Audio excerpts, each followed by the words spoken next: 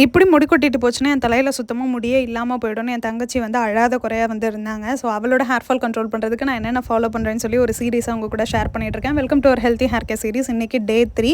இது முடி கொட்டுறவங்க மட்டும் இல்ல, ஹேரை ஹெல்த்தியா வச்சுக்கணும்னு நினைக்கிறவங்களும் இந்த சீரிஸ் வந்து ஃபாலோ பண்ணலாம். இன்னைக்கு ஒரு ஹெல்த்தியான ஃபுட் இன்டேக் ப்ளஸ் அவளுக்கு என்ன ஹேர் ஆயில் யூஸ் பண்றேங்கிறத உங்க கூட ஷேர் பண்ணியிருக்கேன். ஸோ, அந்த ரெசிபிக்கு வந்து பார்த்தீங்கன்னா, ஒரு மிக்ஸி ஜார் இல்ல பிளெண்டர்ல வந்து தயிர் இல்ல மோர் வந்து ஆட் பண்ணிக்கோங்க. கொத்தமல்லி தழை, கருவேப்பிலை நிறைய ஆட் பண்ணிக்கோங்க. ஒரு துண்டு அளவுக்கு இஞ்சி, தேவையான அளவுக்கு உப்பு ஆட் பண்ணி, தேவையான அளவுக்கு தண்ணியும் ஆட் பண்ணி நல்லா பிளெண்ட் பண்ணி எடுத்துக்கோங்க.